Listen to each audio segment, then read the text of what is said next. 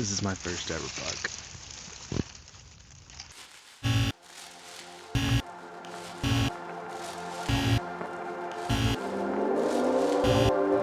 What is up, you guys? This is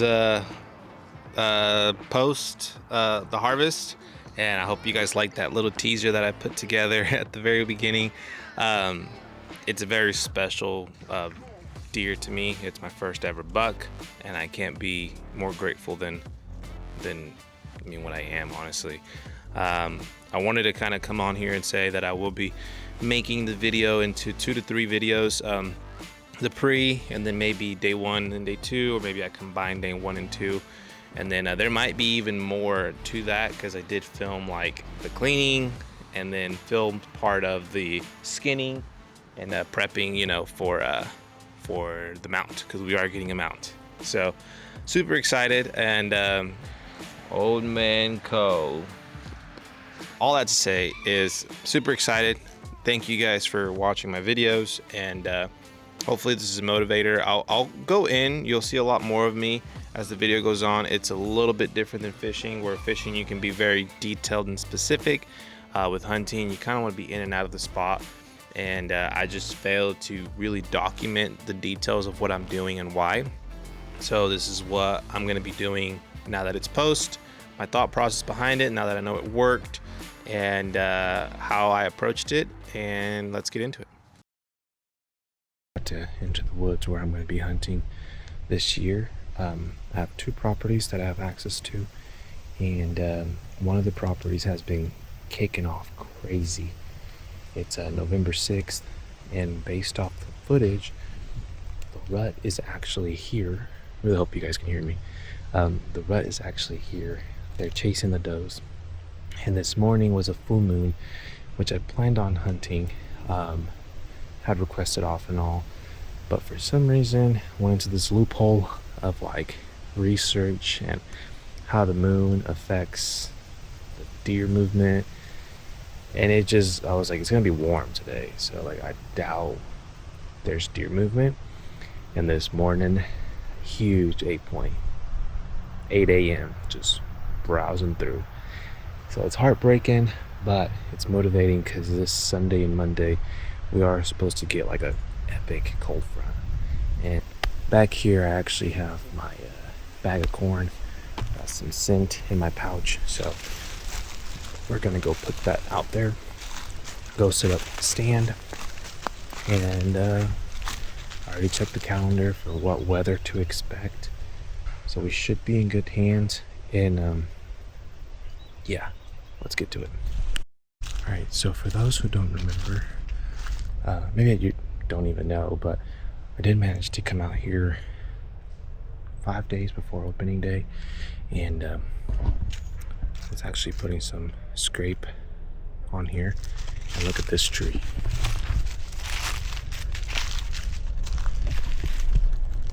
Yeah, that is what happened when we put this guy in here.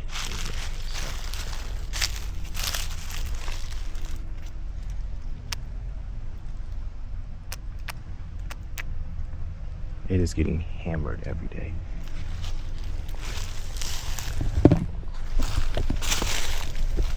With that, I'm going to continue, do some rounds, and continue to put the scent.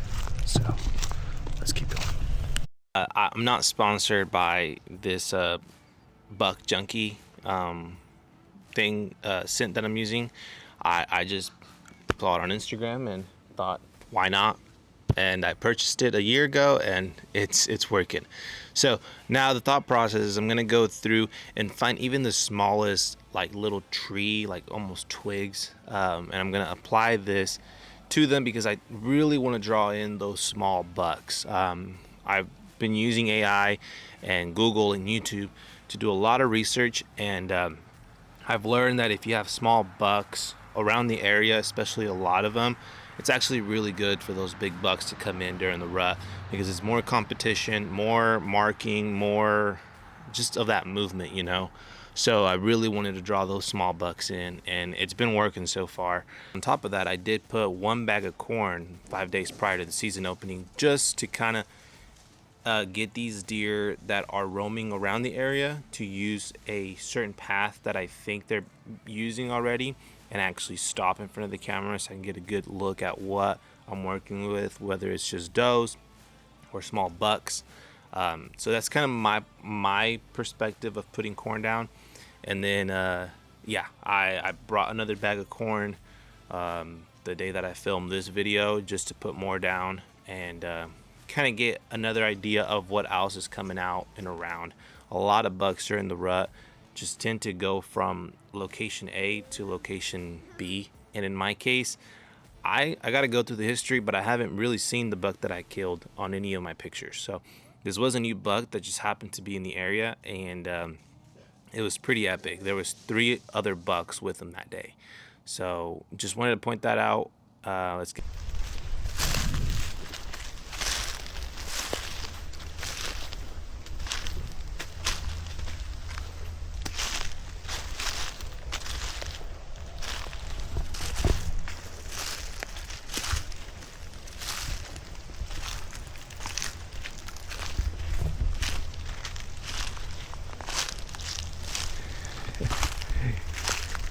that is where I put this guy as well.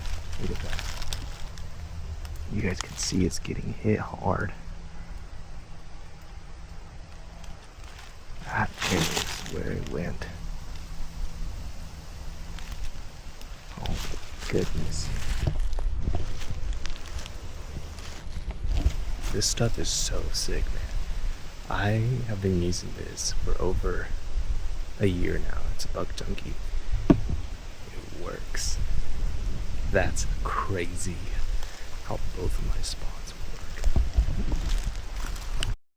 So I did fail to film me setting up my setup on the tree. It's just one of those things where it's in and out, and just try to be quiet and go before the sunset.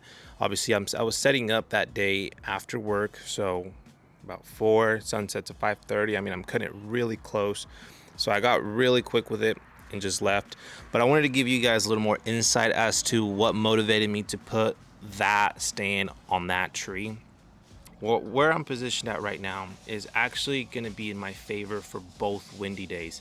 Obviously, I'm targeting the cold front, but with the cold front there also comes wind. In specific, it's the north wind that usually comes in when it's a cold front.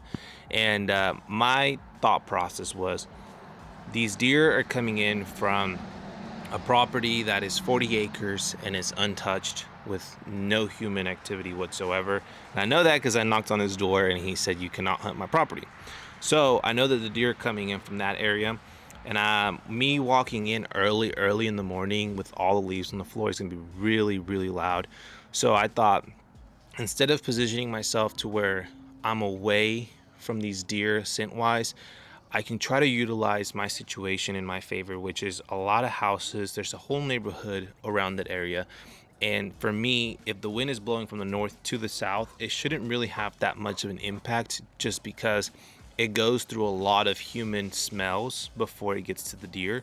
So just adding me to the mix shouldn't be too crazy. And then if it's a south wind, well, obviously I got nothing to worry about. So I really wanted to pick a spot that was very much multi-use, just because I wasn't sure what the wind was going to look like the day of the cold front, and I really wanted to go out there and hunt.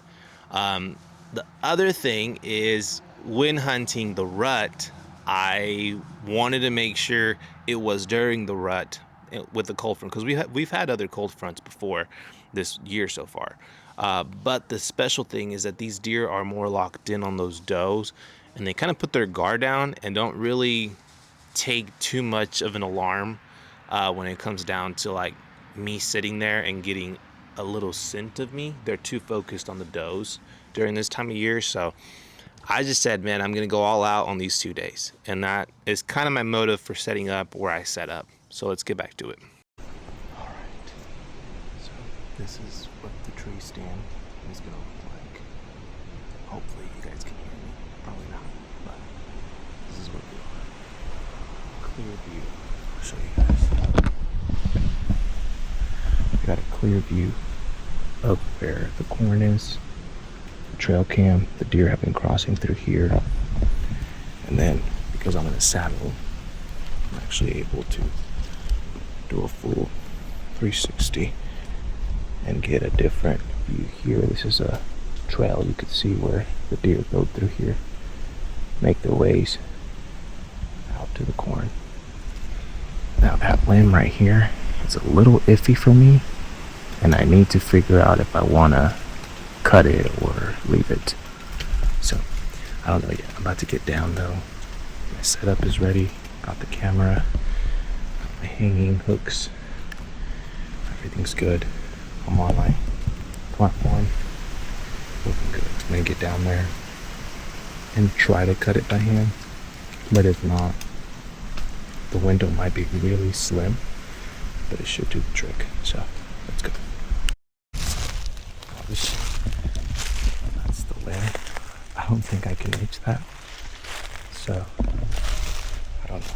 I'll try though really quick, but I don't think so.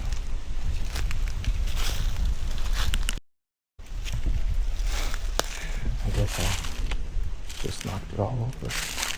That's good though. We're in business. Let's go. Another trail cam on this side. I'm gonna go see if the scent that I put out has worked or not.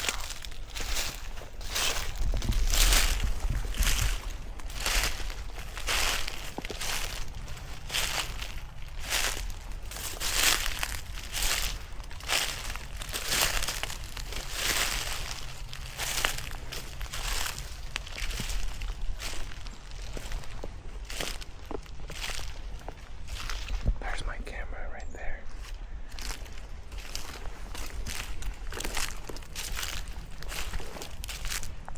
Got some deer tracks. And then that little limb is where I put some scent.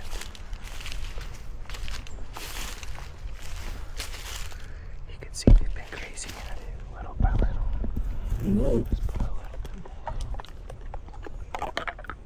This guy.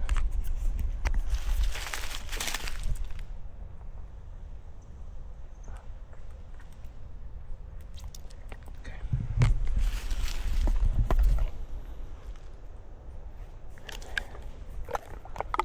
We can put some of this guy. That does great.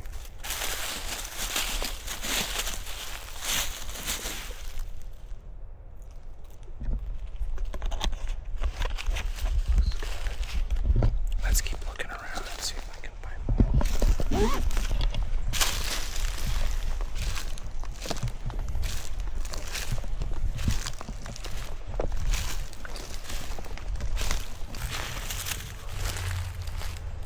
And there's this one too. That limb. So freshen it up with this guy again.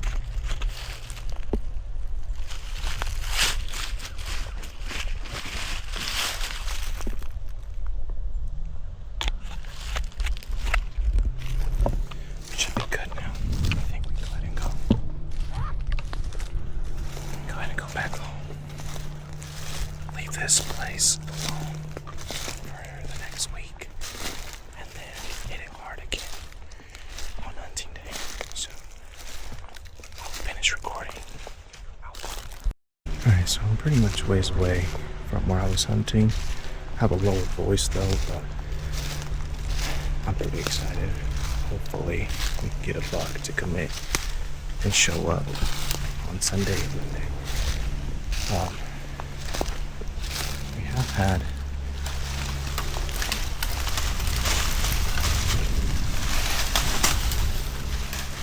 a lot of dead trees fall like this.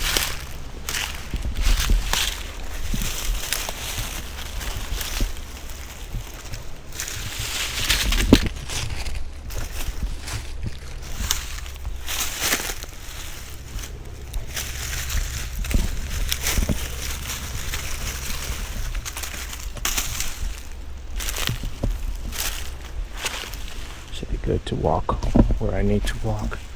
But I'll see you guys on Sunday. I'm gonna do some practice shots. May or may not record that, but we are getting ready to go hunting and hopefully bring one home. Alright guys, so I just got done shooting. Just wanted to kind of hop on here and kind of explain my setup and kind of tell you guys honestly where I'm at with it.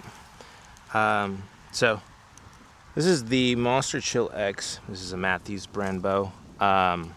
This is my first ever bow. I bought this 3 years ago. It was actually one of my wedding gifts for my wife. So got this from a pawn shop, used, haven't done any major upgrades besides taking it to the bow shop and getting new string, and that's it. Outside of that, the same sight, the same release, the same everything, quiver. I just wanted to go ahead and come on here and say that because I don't have top of the line brand new bow. This is I think the first year they came out with the single cams, so I don't know past that if maybe this one's not the first one, but all that to say is I love my bow. I usually try to shoot anywhere between 20 all the way up to 45 yards. So this sight has 3 plus that 10-yard gap. So I have that 20, 25, 30, and then it goes on to the 40. And sometimes I change it from 25, 30, 35, and 45. And outside of that, I do plan on doing some upgrades, maybe even getting a new bow next season. But for now, man, this thing's a killing machine. And yeah, I'm pretty excited to come up for this weekend, man. Temperature right now is pretty crazy. It's actually like in the 70s, maybe 73. And it's crazy to see how this morning was in the 60s. And then the day that cold front comes in, we're looking at in the 20s. So it's going to be a major cold front. And yeah, that's just something that you just got to go out there and keep practicing. You got to really hold in those long holds just in case there's ever a deer that comes in and kind of does this little browse thing, little zigzag, or just stalls for a little bit. You want to just have it in place for that opportunity release.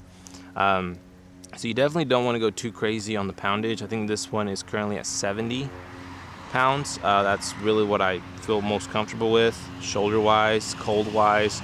Like I said, right now I can pull it like nothing, but the day of, with it being 20 or colder or the winds, you definitely want to be able to just hold it back even though it's cold and maybe you're not warmed up. You also got to take into consideration this thing called buck fever or deer fever. I call it deer fever because I got it whenever I got the doe last year, and it's just like you shake so much. It's so weird. So I'm hopeful that we get one, hopefully a buck this year. But I do got a party to go to, so I didn't film me shooting a few. Usually I like to shoot right after a workout in the mornings. And today, because we went to the private property, I just got dressed up, shot a few rounds, and nothing crazy. But yeah, so I'll see you guys on the next video. Peace.